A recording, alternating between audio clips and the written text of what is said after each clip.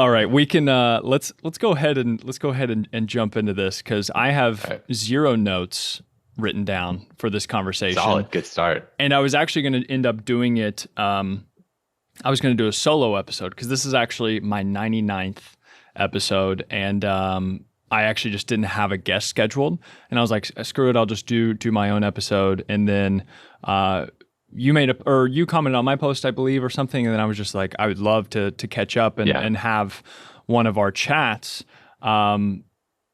just off air, right, and like not with a podcast or anything. And then you texted me and was like, of course, you followed through with that, and you're like, hey, let's figure out a time, and I was like, yes, that's a Yeah. responsible thing to do. So I was like, well, what we can do is we can turn the camera on. We can have a about the same conversation I think that we would have if the cameras were off. I'll probably complain less. There you go. See, it makes us both. Yeah. It There you makes us go. both better people. Yeah. That's actually interesting start. I just finished up my retrospective for Yeah. I need to read it for or listen 2020. to it. Well, yeah. So I launched the audio version, but actually the blog I think will be much more valuable because I hadn't even written out the blog part of it until just today. I just finished it today, and actually it's up on my website now. But I'm gonna post it tomorrow. But I had my thoughts much better and collected in the blog post, and there's much more actionable tips and things like that, and it just helps keep things more collected in general. But yeah, Yeah. what I realized is that doing these podcasts actually makes myself, I didn't know how to word this exactly, but it makes myself my own role model in a sense, because I don't want to be on the podcast giving people whatever, quote unquote, advice, whatever you want to call it, just my own learnings, and then not follow it myself. So it kind of keeps me in check from being a hypocrite, because I can't be on here and talking about these things that are important to me and that I think that other people could improve their lives if they paid more attention to it as well, and then consistently break those values on a regular basis. So the podcast has made me a better person as being my own little imaginary judge. And I was wondering if you have had anything similar. Yeah. It calls you on your shit. Yeah. I think it's like the best way to put it. And was 2018. This takes me back to 2018 a little bit from the standpoint of my wife and I were in Portugal at the time, and we were on the southern Algarve coast, which is a beautiful place to go if you have an opportunity. But basically, I was sitting there and I was like thinking about, it was just like, what would happen if I started taking my own advice? Like, what would happen if I truly started to follow through with my own advice? Yeah. Like, what would happen? Like, Right. truthfully. Right. And, to move forward with that, like to take a step forward with that, I think you honestly have to have something that calls you on your shit. And that's, luckily I have, friends like yourself and like Miguel and Alex and these people around me that can help. My wife is my biggest one, honestly, who can just call me on my shit. Like, what am I saying? And then like, what are my actions following that up? And then like, what am I actually putting out? Like, what am I putting out in terms of, again, like what I'm saying, is it matching my actions? And, I really loved, I'm sure you were up with this, but rule number 2 of Peterson's Beyond Order, The newest that one. was like the newest one. Yeah. I can't remember what the rule is, but I remember I'll seeing look it it up. just like on the YouTube video, because I saw it pop up on my subscriptions, and then I saw rule 2, and then I was just like, oh yeah, I really like that. I'm excited for the new That book. one, dude, I'm so excited. I pre-ordered it already. Big fan. And I know I'm going to be I know this one, honestly, I think I'm probably going to enjoy this one a bit more than his first one. Just based off of the things the way he's approaching these rules. Cause I think it's sort of like, you kind of got to get all the tertiary stuff out of the way first. You got to kind of get the foundational stuff out of the way first to kind of set yourself up to talk about like the nuanced shit, right? Yes. You have to learn the So anatomy and physiology first before you can go into, the applications of it. right. So it's imagine who you could be and then aim single-mindedly at that. Oh, yeah. And so that like honestly, like it's not, again, like it's not, you read that and it's, I think the important part about stuff like this, it's like there's a point in your life where that may hit you and just be like, that's it. Like you hear that hits you. And it's like, I've never ever heard anyone say something so novel to me before. Like, so, you know, It's like mind altering. it's like a bolt of lightning. It hits you in a flash. Yeah. Yeah. And then, there's definitely a time where you progress, where you've gone through that motivational stage, right? Like, back in the day, like 18, you catch 18 or 19-year-old Austin, like we're talking like, the Grant Cardones of the world could put a jolt in my ass, right? Right. Now hearing Grant Cardone speak, I'm just like, I honestly could go to sleep to Grant Cardone. And it's nothing against Grant Cardone. Yeah. It's just, I don't need to hear it. And I don't, Yeah. that's not necessarily what I need, right? That's not the place I'm at. So where I am at though, as you know, is I'm deeply entrenched in the nuance of all of these things, right? And so I really like that. Like imagine who you could be and then aim single-mindedly at that. And when I think back to like me going through preps, me going through, some of the most challenging times from a time constraint and responsibility and commitment standpoint, like multiple jobs, full-time student, prep, you name it. And it's like, at that time, if I look back, like post hoc sort of observation, I can sort of make sense of that's exactly what I was doing. Yeah. I was imagining who I thought I wanted to be. I was imagining who I could become. And I was so focused on that. And there was nothing that deviated me from that.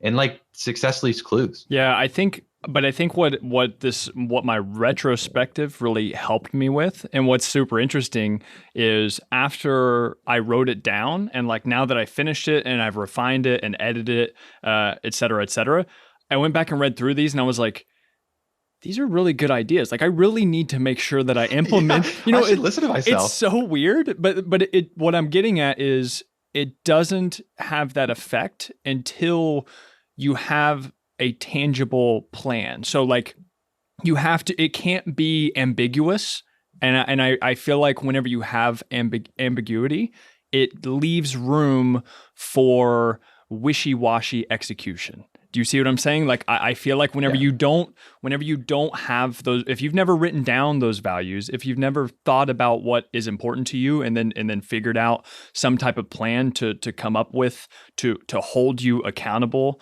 to that and then consistently track that as well, or just to make sure that you're doing it progressively over time, I feel like that's whenever you're in the thing that I call it is the gray area, right? You're kind of focused, but then you're kind of not focused, and that is just a recipe for disaster because it's just I think it was Sam Harris who said this, the neuroscientist.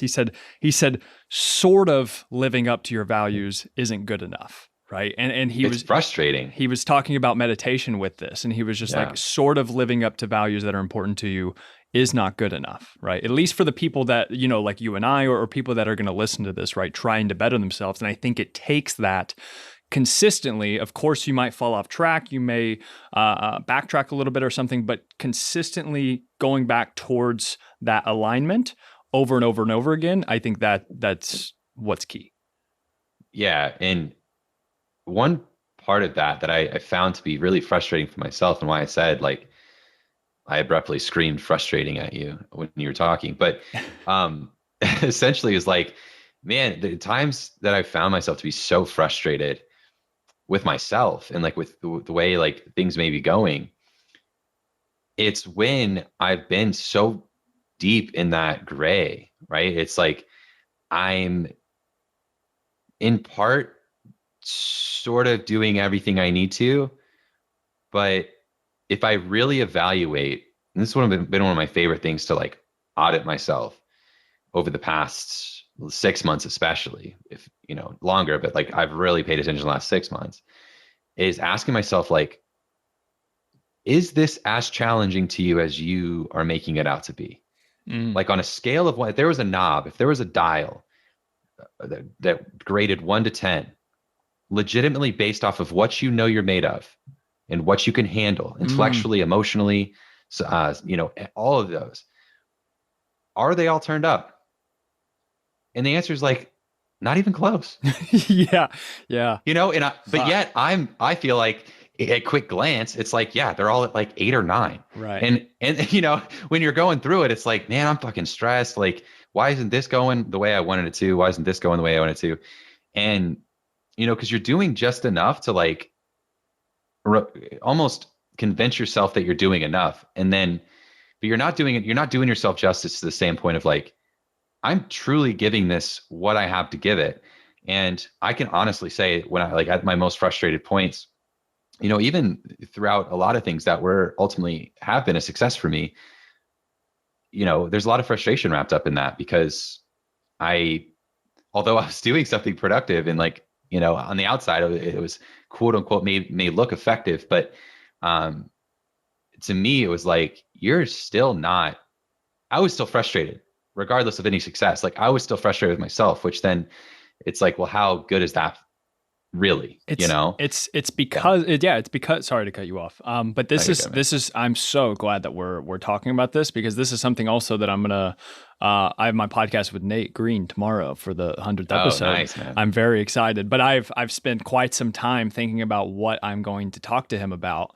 And this is one of the topics that I've kind of touched on, because I've realized that with 2020, where I was doing a lot of thinking and kind of self-exploration, and actually not putting in tons of work, so to speak, like pen to paper work, just as a metaphor. But I've realized that exactly what you said. I think I'm somewhat using that as a crutch, not to live up to my potential, right? And I feel like what you're talking about, that inner dial, it's like, it doesn't matter to us, at least, as far as making us feel proud about ourselves and feel good about ourselves, if we have quote unquote success on the outside or to other people or whatever, because we know inside, right? Like, and this is getting back to the keeping the promises you make to yourself. I think it's keeping the promises you make to yourself in alignment with the potential that you could be, right? Like I think it's aligning those. And I've realized that I don't think that I have been withholding that, and I'm hoping in 2021 that I'm going to be able to do that better. But with Nate, he's had a lot of success. He's been in magazines. He's written a book. He works with precision nutrition. He knows some of the best minds in the industry, and then in other industries as well. He's popular around a few other self-development places. And I remember him talking about how after he had some of the success and notoriety, he still felt like empty inside. He still felt, after some of these achievements and stuff, that it was somewhat of an illusion that was going to make him happy. And this is what turned him towards meditation and a lot of internal work and things like that.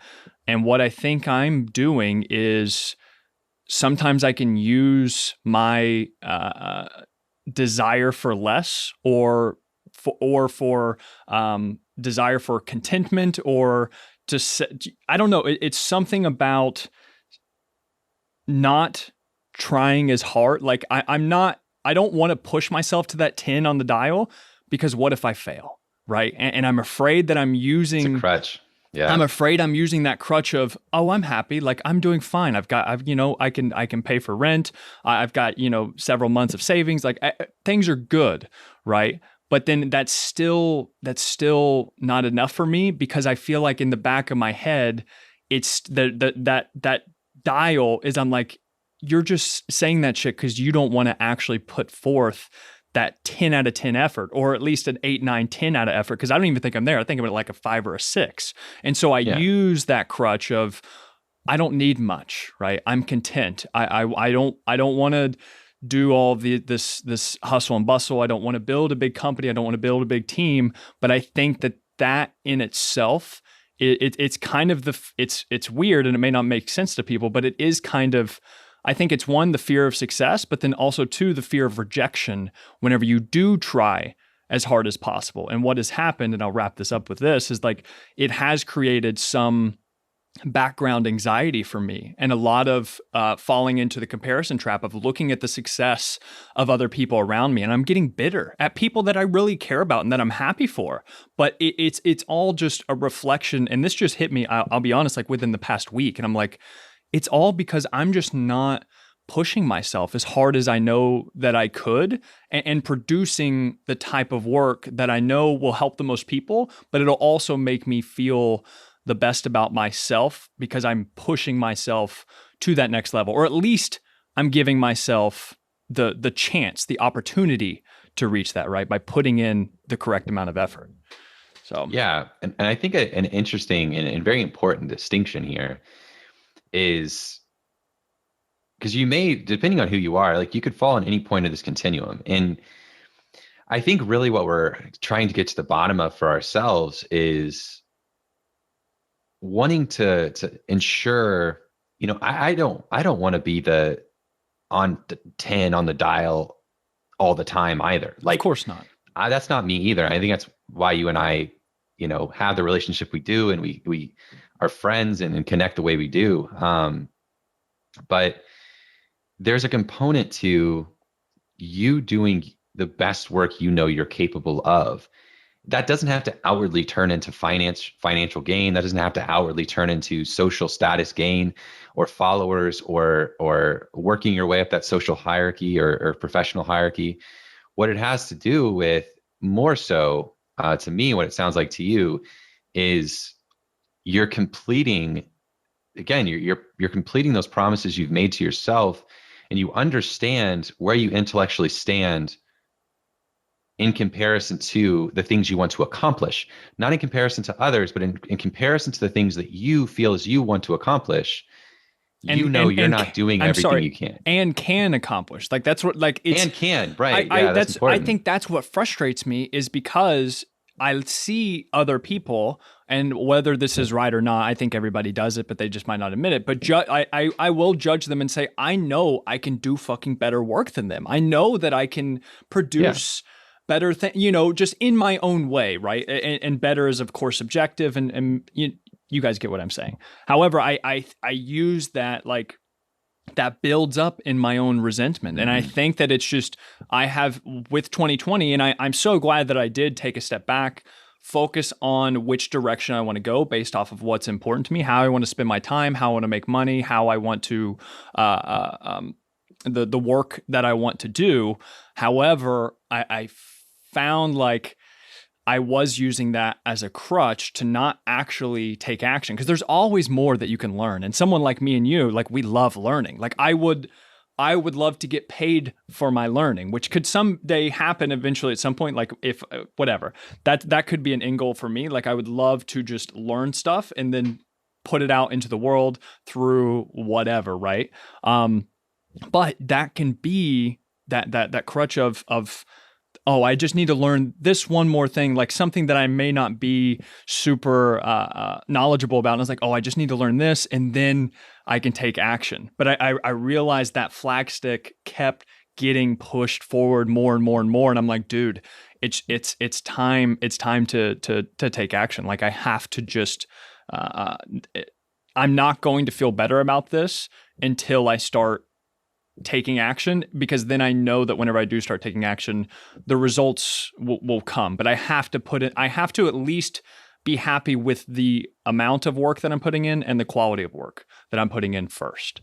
So yeah, the anxiety itself, to me, I've more or less understood it to myself, is a symptom of a bigger issue, right? It's not the main disease. It's not the main disease itself. Like that is, the anxiety itself is not the ultimate red flag. Seemingly to me, it's a yellow flag. It's sort of like a hazard. Or it's like a signal. It's also a signal. It's a signal. Yeah. Yeah. A signal. I think it's a good way to put it. But yeah, just let me get this out really quick. But it's like where there's those anxieties, right? And this is something that you're going to learn for yourself when you go through things like meditation or mindfulness practice. It's like those are there as a signal, as an alert, right? Those are there as like, hey, there's a software update here. Yeah. There's a bug you need to fix that's causing a glitch.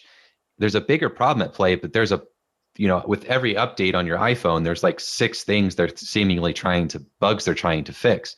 And those 6 bugs have accumulated to cause this software issue that now needs updated from an OS perspective, right? And so it's like, with that in mind, the anxiety you're feeling itself, like if you truly, and I'm a content person as well. Like and I think we agree on that as well. And it's like, we have relationship to each other in that regard. And it's like, I don't find contentment to be a bad thing. I truthfully, I find almost a fault to the common phrase of like, don't be average, mediocre's the devil, like whatever that is. And it's like, our mediocrity is blah, blah, blah. And it's like, statistically, most people are average. Yeah, like in your average, like compare yourself to the Jeff Bezos of the world or like the Elons, like we're as average as they fucking come. Like we're 5'10", 5'11"-ish. We're size like a 10 and a half, 11-ish shoe. Like we're as average as they come. Yeah. And it's like we earn an average income and it's like we're average. We have an average IQ. It's like, it's what you do within that world and what it means to you more or less. And if you're feeling, what I was basically getting to with the contentment thing, like it's one thing, like if you were truly content, you wouldn't feel that underlying anxiety, right? Exactly. That's telling you something. That's the point. So that's the point, right? That's the point of all of basically the last 10 minutes of this. But like, you can't, I felt like I was trying to meditate my way through the problems. I was trying to use contrast thinking of, I have so much, I have this, I'm content, like I am happy, I don't, et cetera, as an excuse not to do the work that I know that I could do. And that I know, like that I was gonna say that I owe to people, like, and I don't say that into this in the sense of I don't think I don't owe anybody anything, but I do think that it is part of my duty as a person to these skills that I have developed over the years whenever it comes to diet and exercise and things, as far as explaining things, connecting with people, yada, yada, whatever. I feel like I do have somewhat of a duty to help other people with the tools that I've been so lucky and blessed with over these past few years. So I feel like it's a part of that. Like I feel a duty to help other people. And then also I owe a duty to myself to push myself, to consistently challenge myself. And I can't, I knew that after I kept researching different things or kept trying to learn more things or read more meditation books or whatever, that it's like you said, that anxiety is a signal. It's pointing me towards a direction that is the cup isn't completely filled to where I know that it should be. But yeah, it's tough to recognize, and you would think that with so much contemplation and self-reflecting and self-awareness and thing, which I do think that I have, but it's weird that you can kind of get caught up in yourself, and then you talk to other people, and it's like it's so odd, like you're just not putting in the work, and I think that's been my biggest problem as of late. Yeah, honestly. And there's 2 things there that I think is helpful to point out. One, the owing something to either those that come after you or those that need guidance that you could give them is a sense, it's sort of that sense of purpose that we all yearn for within our lives in general, right? Mm-hmm. That purpose we have to have, like we have to have a purpose, Yeah, right? And you're right. for some of us that comes from different places, but within your professional purpose or what God gives your life purpose, in large part, a lot has to do with, we yearn for it on a professional level because we spend so much of our time typically on professional pursuits because that's the way this world works. Mm-hmm. But within that, like, I think there's that sense of purpose with what you feel you owe someone. And not only the people that could use your help, but also there's a sense of paying it forward, right? You have to Yeah. pay it forward to generations that are coming up after you, right? Because that's exactly what people did for you. And that's how this knowledge thing works. We wouldn't have the knowledge we have now if people didn't continuously do that over generations, right? So there's a purpose of that I think we biologically feel as like we have the intelligence as a species to continuously update, adapt, and like give back to generations that come after us. And that's, again, such a large part of our species' ability to thrive, right? So like, it's not, there's obviously some genetic coding there in terms of like things we would naturally or biologically do, like childbearing and parenting, and like,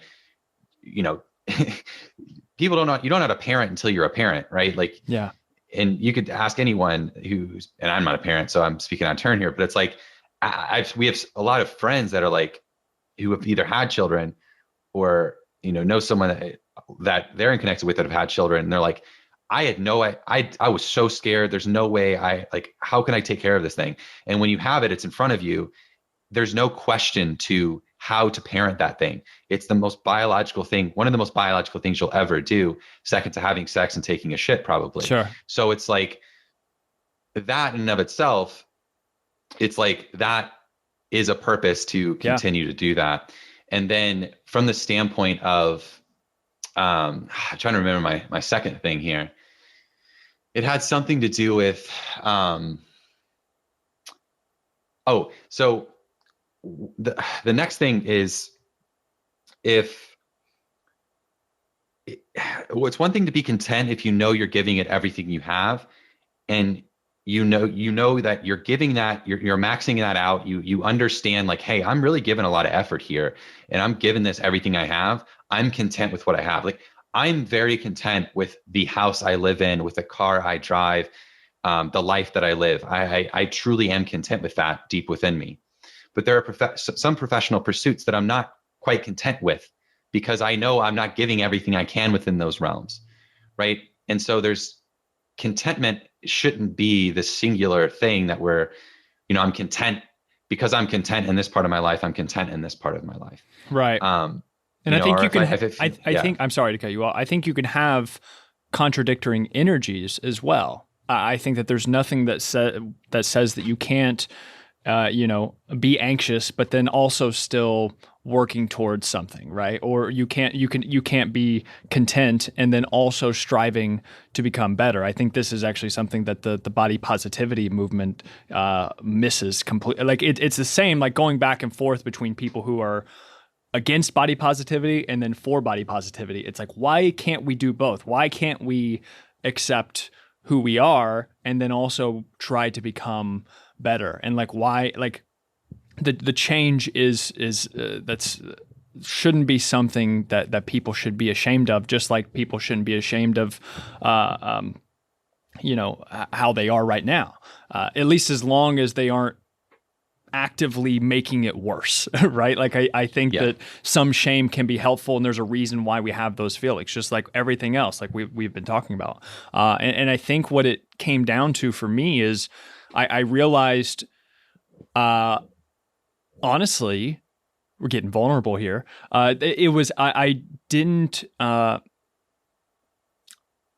have as much respect for myself, to be 100% honest. And I think that's what happens whenever you don't take care of your shit. I think that's what happens whenever you kind of lose your way a little bit. And just so everyone knows, like I'm still happy with what I'm doing on a regular basis. Like I'm not being a complete just fuck around or anything like that. But I think that since I've been home, I've been in this weird passive state. You have all the holidays going on and things. And then also with how things have been going with me, just with the amount of work that I'm doing and stuff like that, for my ambitious mindset and for who I want to be, that contradicting energy can become a problem if you don't put it into perspective. And I think I have put it into perspective. And I feel like now I am starting with the retrospective. And that's one of the main reasons why I wanted to do it too, because I almost talked myself out of not doing it. But I was like, I think I really need to do this right now because just like it was last year, it's really good to reflect back on 2020 whenever I have all these stories and interpretations that I'm telling myself in my head about what I did or didn't do. And then you look back at the retrospective and you're like, I actually did, pretty good. Like I think things went a lot better than I'm giving myself credit for. And maybe I'm being more hard on myself than I should. So I think that reflection is super helpful, but then also using that as a springboard to take all of these actions and put some thought into those actions. Again, the same message here around the values that are important to you. Yeah. And I think with the first point you made, it's the nuance that people miss, right? It's the black and white thinking where, or the dogmatic teams. It's like, oh, we're this team or we're this team. We're team pro this or team against that.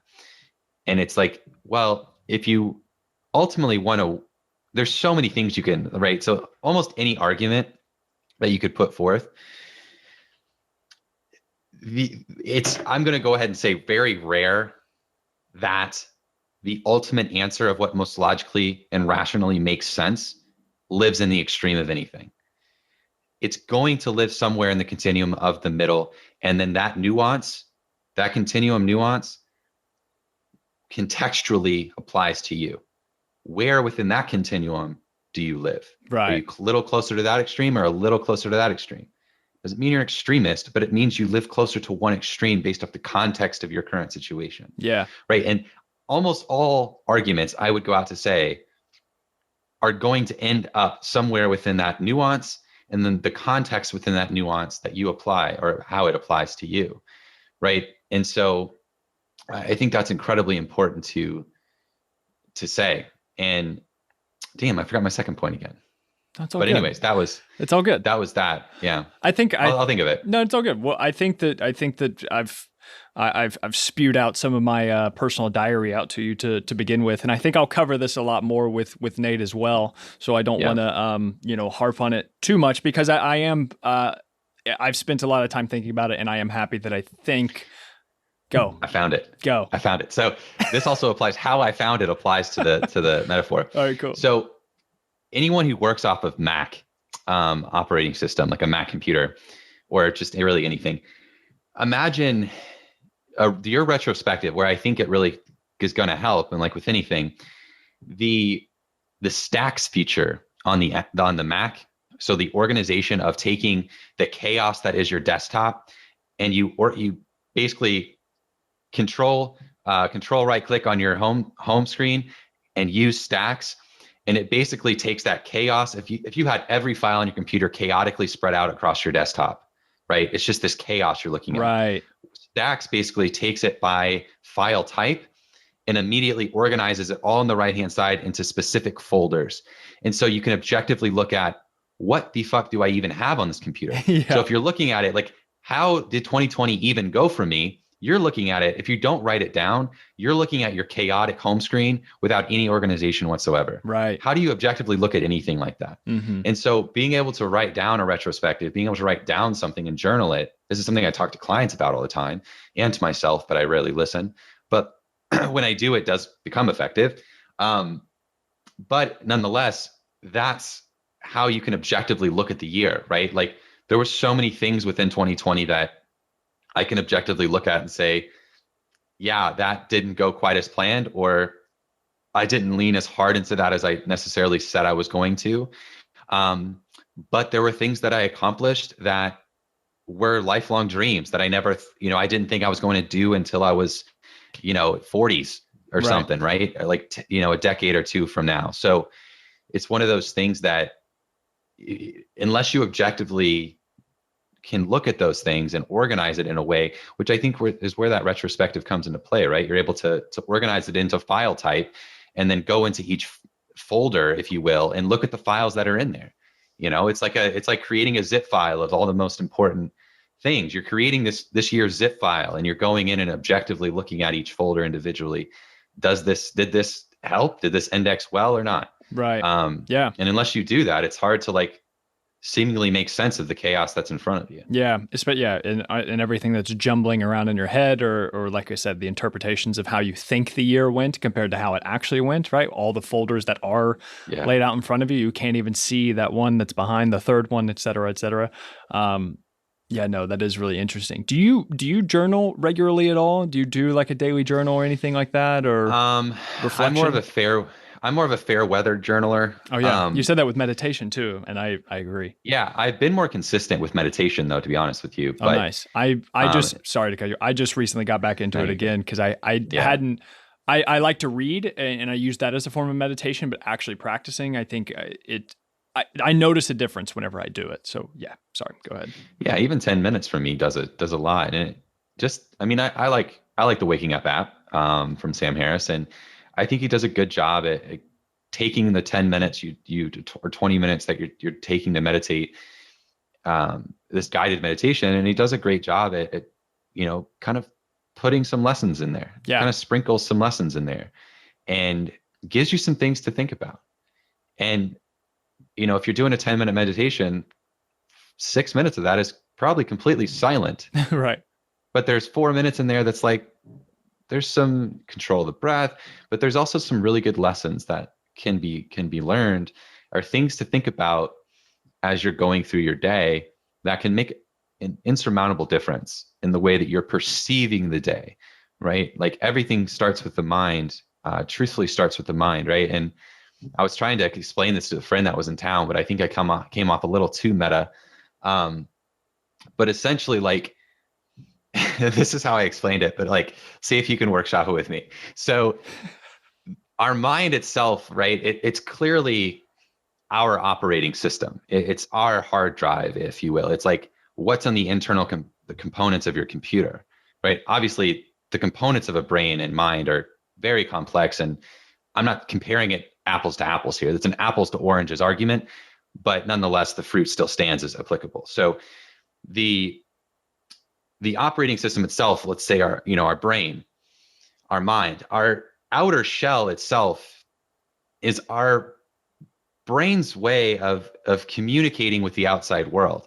Without our outside shell, without our aesthetic shell that we carry around, the meat bag, our motor system, our meat bag, our nervous system, right? Our meat bag within our nervous system as well that connects us to our operating system, right? And it's like, unless you figure out, like, you can be a giant meat bag nervous system junkie all you want and be all, that's great. But unless you work on that operating system, it's going to be glitch city. Like, you're going to be frustrated. There's going to be things that work and don't work, and you may not know why.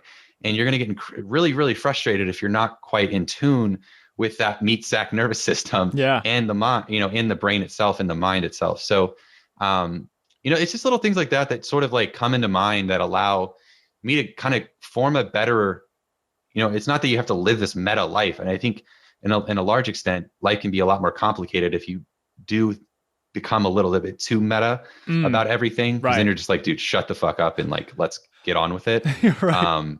But to the same sense, it's like you're creating a better relationship with those feelings. You're creating a better relationship maybe with those frustrations, right? And essentially that operating system, like, you have to figure out how to communicate better with it and understand some of the outputs that are coming out, and how do you interact better with some of those outputs, and some of those inputs can absolutely have a direct effect on those continual outputs, right? And that's like meditation. You're in control of when you actively do that, journaling, exercise, things like that. The things that you're inputting can absolutely have a direct output effect. Yes. But creating a better relationship with that, I think it's important. Yeah. And I think meditation is one of the best tools too. I think meditation, journaling, et cetera, but having some type of examination of checking in with yourself, of checking in with reality is how you live that more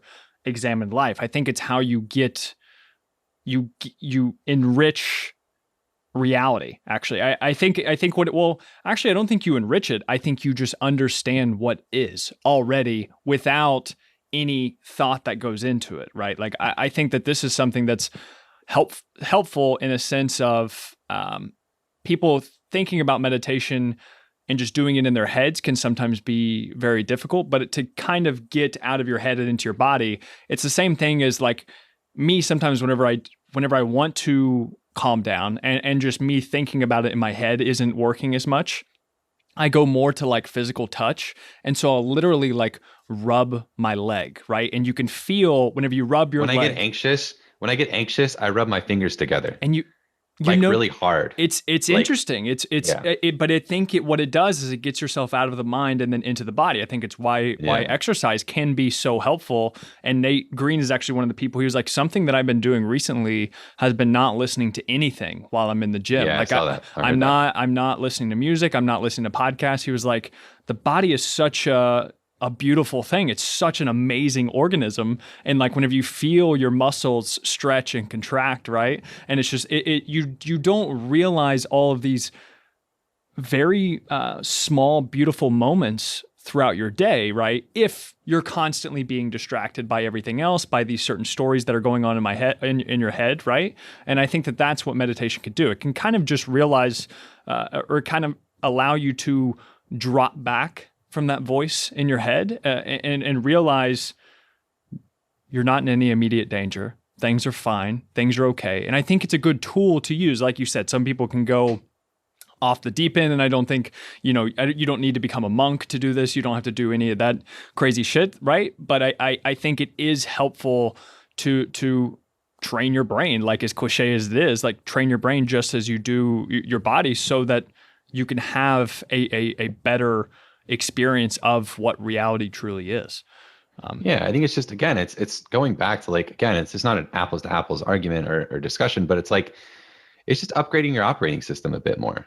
You're just getting better and better with time and with upgrades, like you learn things, you become better, you gain a better perspective, right? So I was having a conversation with my wife, and we were talking about the importance of reading within our lives. Like we were talking about, how, like truthfully, like purchasing that book was, I never see purchasing a book as a bad investment.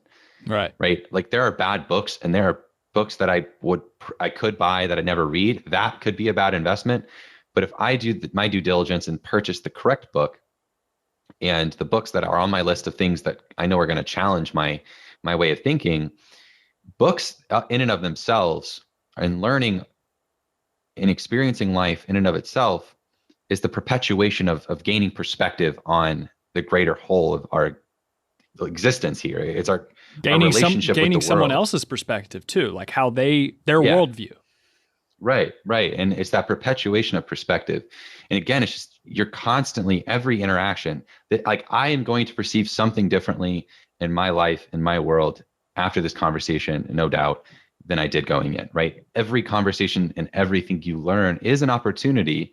Doesn't mean it's an opportunity, doesn't mean it's guaranteed, but it is an opportunity for something else. Dude, how many to become more in perspective, if not. Yeah. How many people, and we don't have to get into this, but how many people perceived last night's events on two completely different spectrums? So last night was whenever the Capitol got raided, for right? Sure. You know what I'm saying? So I think that even just so many people, a large majority are on both camps, right? Like a large majority see those two things as two different events, right? One of destruction and one of building of freedom. And it's like, those are two very polar things, right? And we won't get into that, but no. But with that's its own can of worms. Yeah. Well, what you were talking about with books, I want to actually talk about your upcoming events. Yeah. Let's get in. Let's tell the people about that a little bit.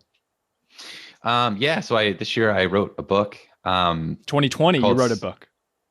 Yeah, shit. Sorry. There you go. This past year, I spent about 9 months of 2020 really, really focused in on writing a book. It was its own full-time job.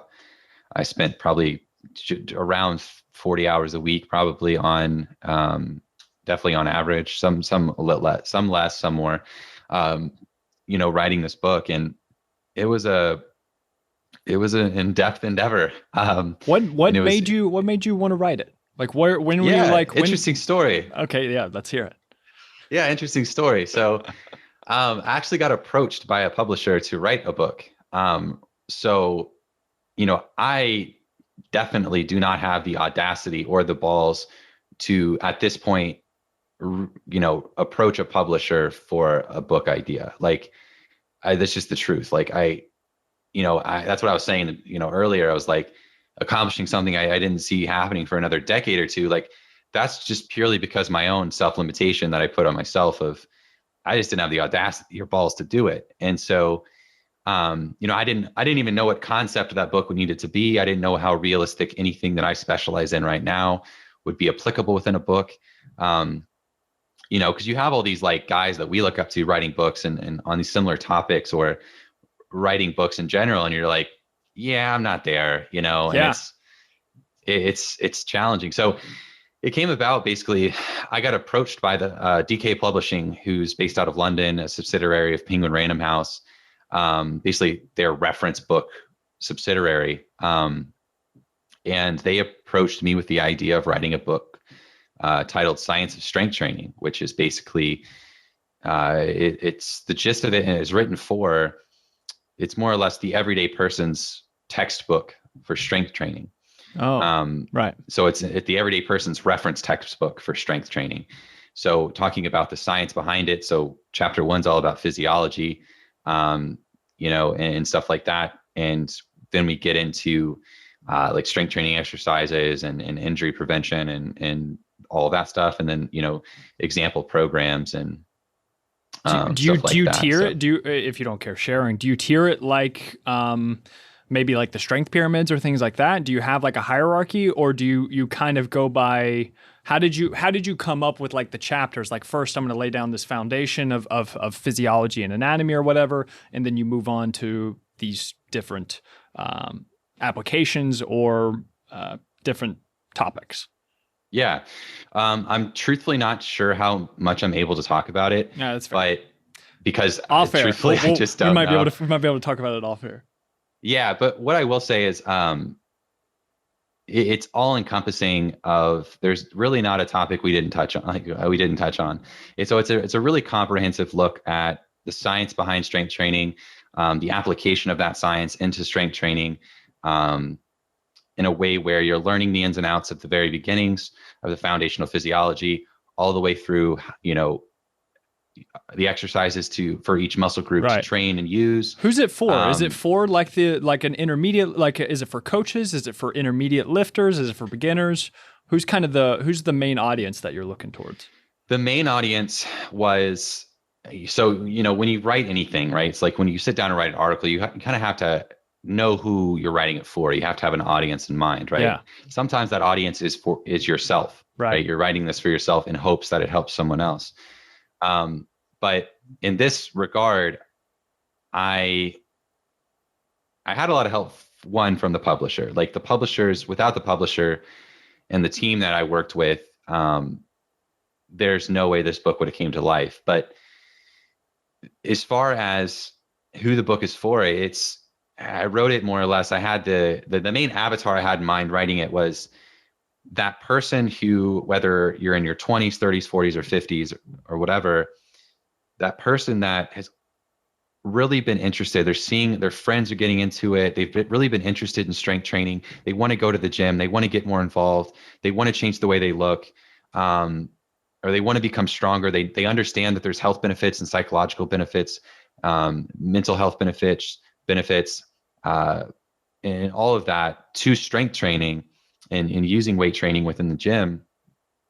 But before they do that, they're the type that, man, I just really want to, I'm a little nervous. I would really like to learn more about it. I would really like to know more before I go in and kind of put myself into that situation, right? Because the gym can be a very intimidating place.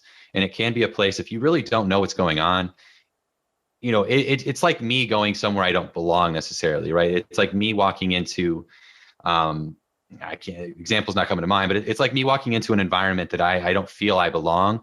I'm immediately uncomfortable. Yeah, I yeah, yeah. immediately want to leave. Yeah. And so the book's really written for that person, that sort of that beginner, is sort of how it's laid out. But also I wrote it in a way, because I am who I am, I wrote it in a way where it absolutely is applicable to intermediates who never learn the foundations of it.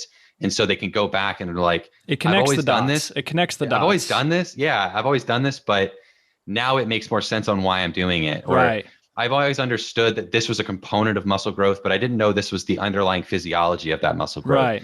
And then for like coaches and trainers, I wrote it essentially as well, like almost as that piece of, look, if you want to truly understand the comprehensive nature of the science behind strength training, you may not learn something on every page, but you're going to pick something up from this book.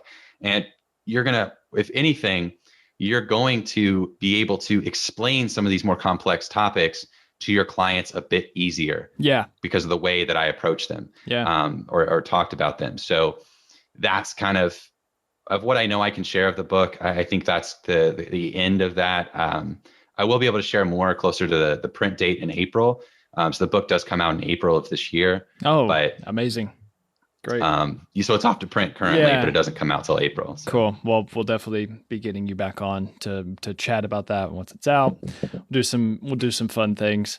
But yeah, man, the book, like you said, it is something that I think that it's something I would like to do later on down the road. I don't know when. I think that there's plenty of other things on my plate right now that I want to get done first, and then eventually make my way there. Yeah, the book, it definitely wasn't on my radar. So I never really told the story of how it happened, but it was December of 2019, and we were on a flight. We were boarding a flight back home from college. So we lived in Denver at the time. So you we were and your wife. Yeah. Okay. So my wife and I were boarding a flight from Denver back to, we were flying into Nashville, and which is, I guess, irrelevant to the story, but we were boarding the flight. We were in that awkward period of everyone boarding, but extremely slowly. So I'm like on my phone, checking my email, as any entrepreneur, online business owner does, that you're just checking your email for anything that you may have missed, or should I answer this before we take off, sort of thing. Or I won't be able to have a calm flight if I don't. Sure.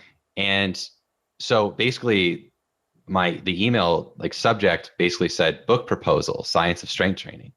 And so I was like, what the fuck is this? And so I clicked on it.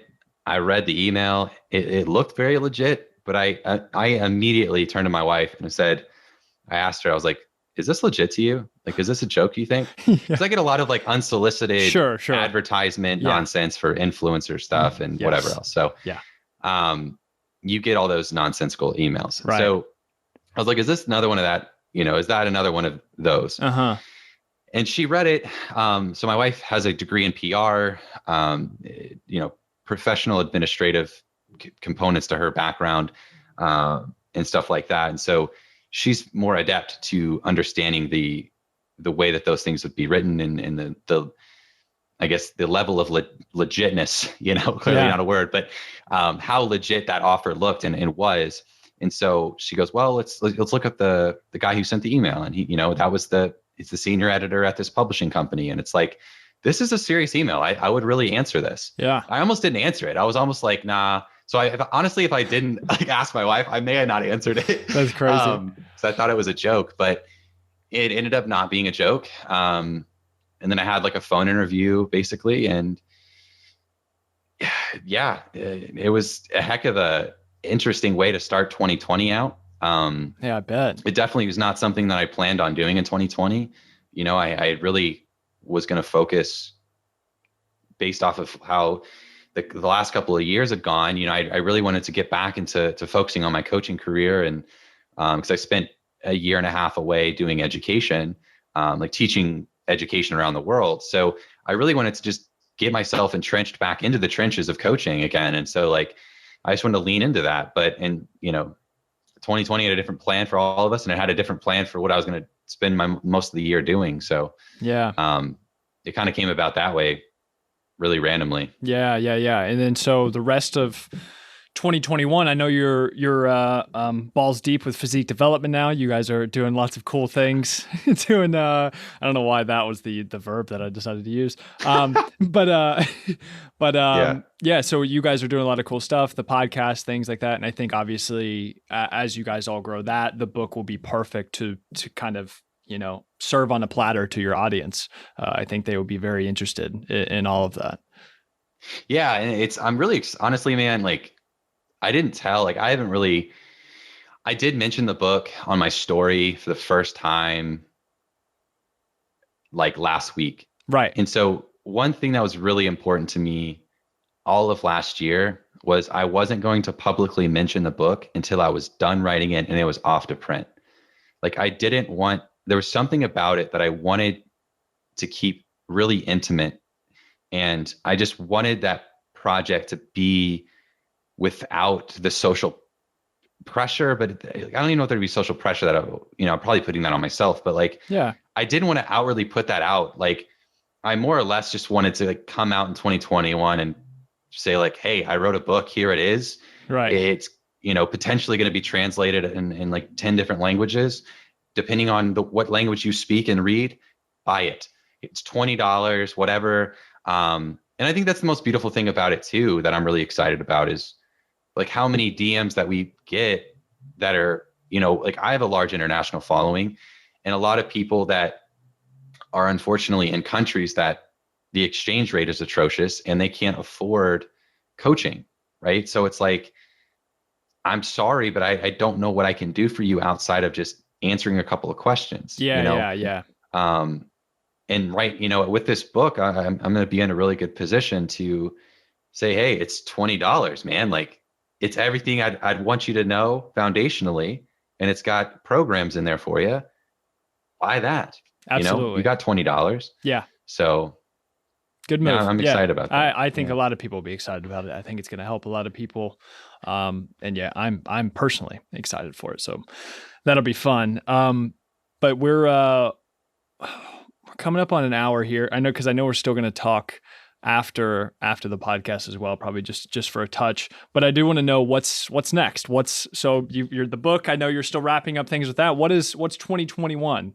You may not have like a pithy little weird catchphrase like I do, like the year of intentional action, but what kind of are you excited about for the months to come?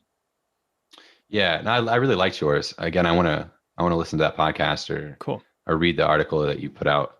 Did you put out an article?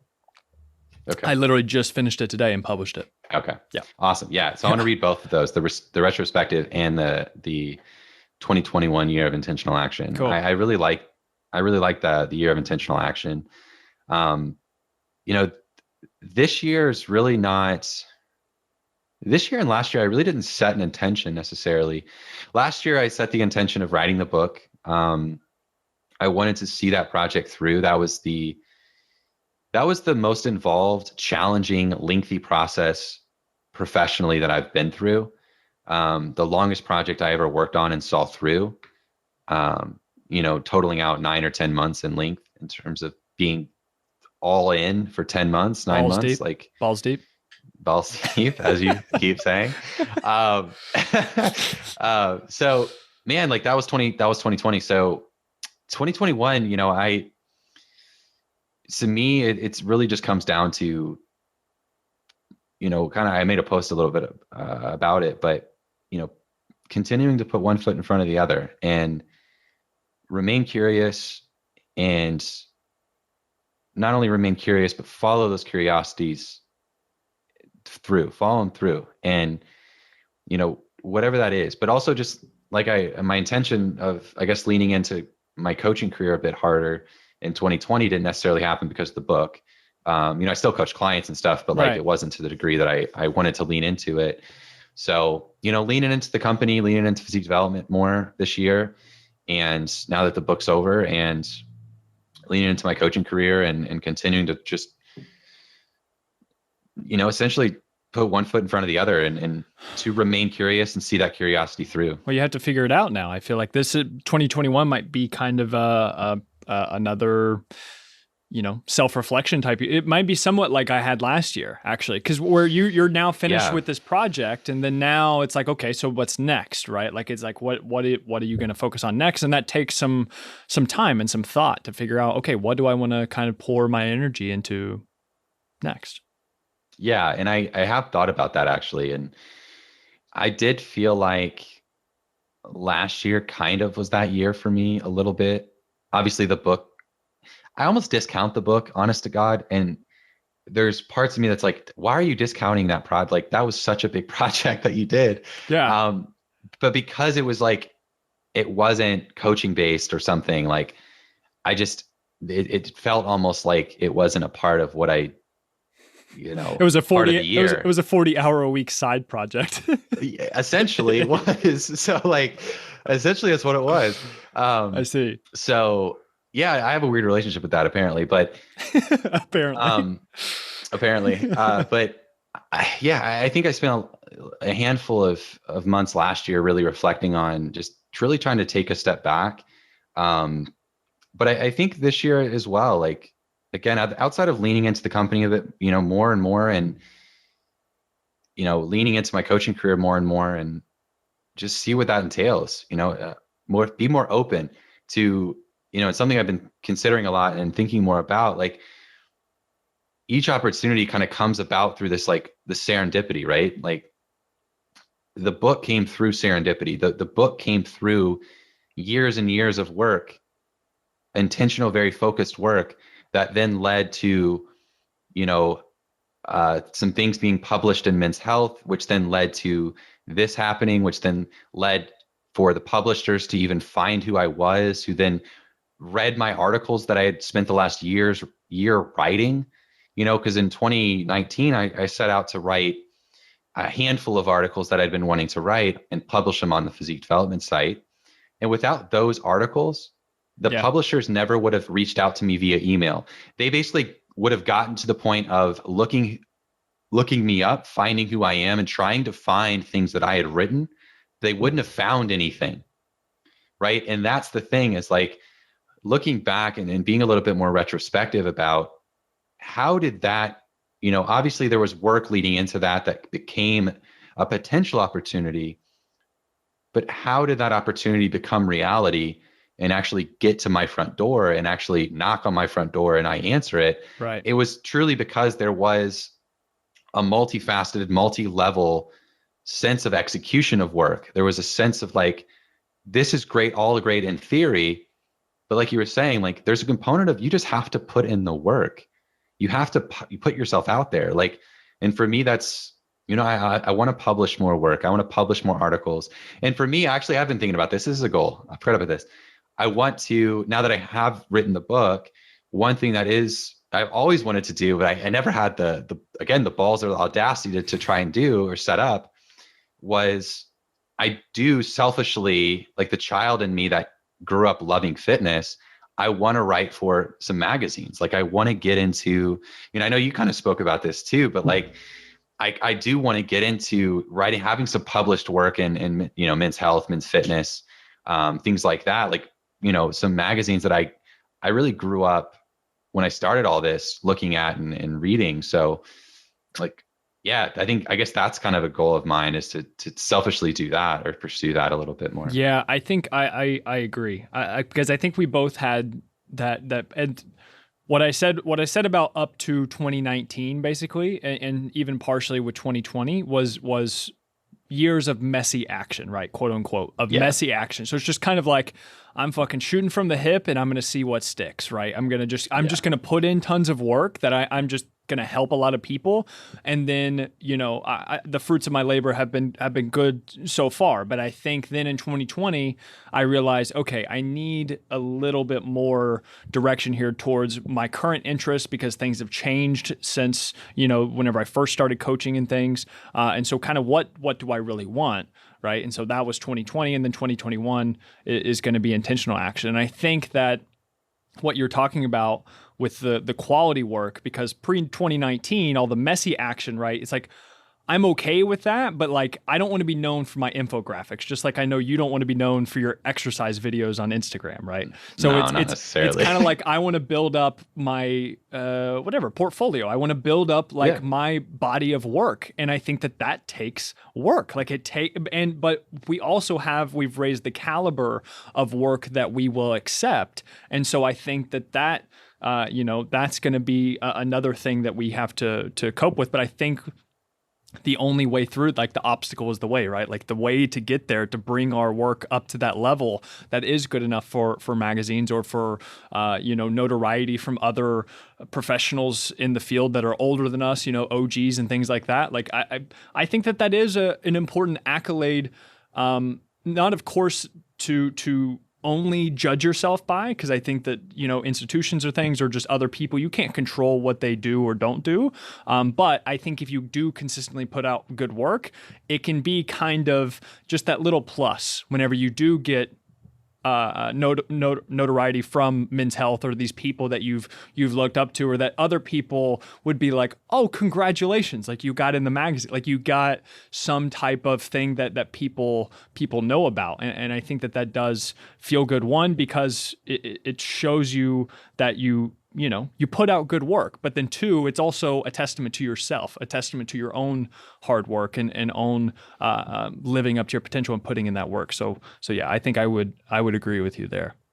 Yeah. And it's like you're upgrading from that messy Colt 45 hip, 6-shooter of an old Western film to a Right. sniper rifle, right? Yes. It's like, yes, you got less in your magazine, or maybe not less in your magazine, but you have less opportunity to fire at the rate you're firing. But with each opportunity, with each fire, it's got to hit. Yes. Yeah. And that's the thing, is like producing more quality work and producing good work, which is something we talked about for years, you and I, who we adopt from like the Ryan Doris's of the world, right? Yeah. That's something that I think it's ultimately like, it's a noble pursuit in my eyes. It's like the craft. It's your craft. It's a craft. Yeah, it's a craft. It's the craft, and it's a noble pursuit of any professional to be sort of at the pinnacle of information and the pinnacle of someone that someone would go to as a resource. And a lot of that too represents, like, if like the book for me represents the 8 years that I studied all of this, right? Like, put in the work and hours of study, degrees, certifications, internships, years traveling around and teaching others, like 8 years in total, that basically this book was essentially like, is the representation publicly of that work, right? And that's sort of like what these larger projects, or these, to get published in it as a magazine, isn't necessarily for me a vanity thing as much as it is to do that.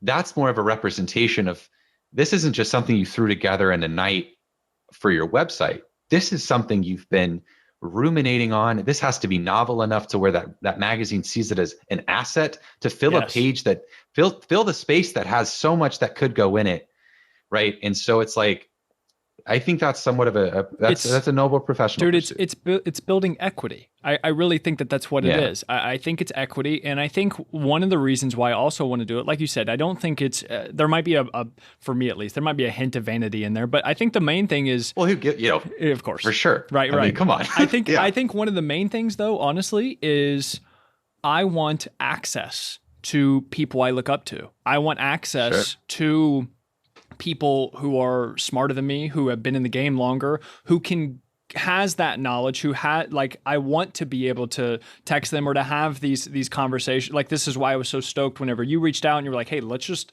FaceTime and have a conversation with each other. And I was like, that sounds amazing, because typically, I may talk with you online or something. We may, exchange DMs and things, like, et cetera, but we don't actually develop that bond and friendship and things. And I think that's whenever I see people like John Goodman from the PTDC, or I see Nate Green, who has these connections. I see what's it called? So Jay Ferrugia is another guy who's in the industry that just, he builds all these connections. He knows he's not like the smartest dude, but he has good connections with basically everyone in the industry. I think Luca Osavar, I think is how you say his last name. Yeah. He's another one, right? Yeah. These are just a few guys. And of course they're OGs. They put in the work longer. They put in the time longer. But I think that to get your foot in the door, to at least, them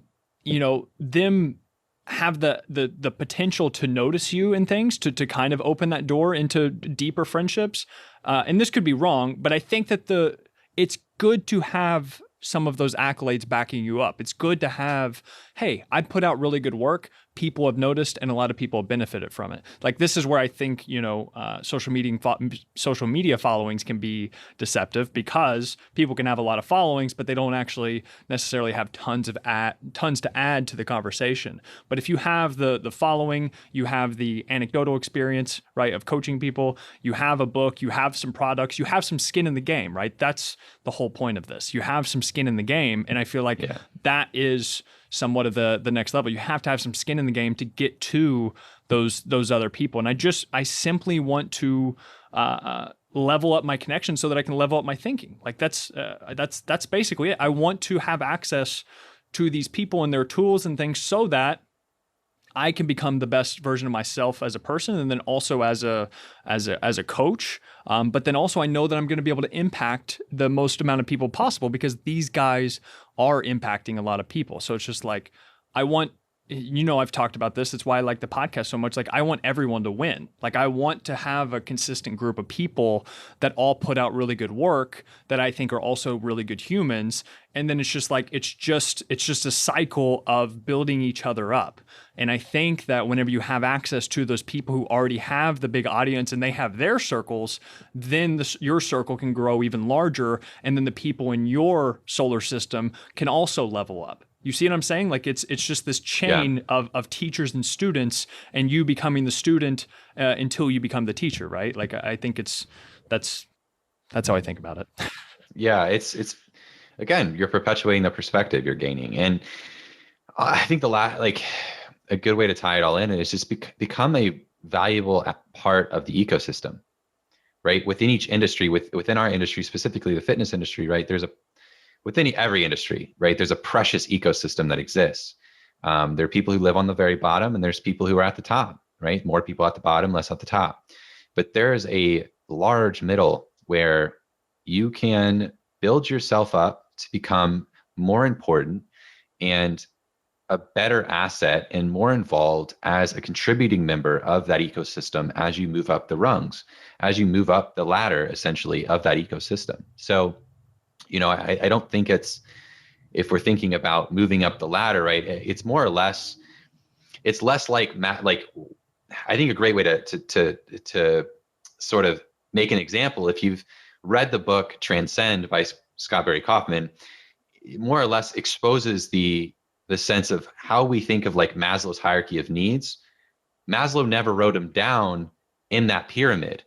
Some marketing dude in like the 80s did that. Right. So Maslow basically wrote these as something, as they all coexist together. You're experiencing multiple levels and rungs at a time, right? You're existing within the ecosystem all at once. It's this breathing, communicating network, right? And that's the same thing that I see within any industry, but more intimate to us is the fitness space, is the fitness industry. And I think, the pursuit of noble work, the pursuit of putting out good work that is becoming a greater part and a greater asset to the sense of the whole, the greater sense of the whole in that ecosystem, right? And within each one, you get to communicate with people you may look up to, or people you never knew even existed. Yeah. And they allow you to open up things within your perspectives, skill sets you maybe not, didn't even know you had. Right. And they expose you to others who could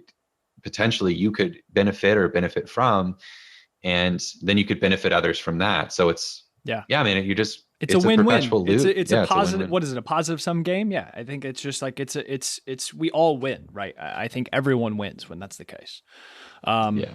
But perfect. All right, Austin, this was wonderful as usual. I knew that we would we'd go deep. We'd talk about some things that had been on my mind for sure. I think people are going to get a lot out of it. But for the people who aren't as familiar with you, where can they find you and your stuff? Yeah, so I hang out on Instagram. So at Austin Current. Usually, if you just type in Austin, Austin, I'm the bearded guy who pops up. That's me, and that's pretty much where you can find me. There you go. And then physiquedevelopment.com is the company I'm a part of. I'm a co-founder of that.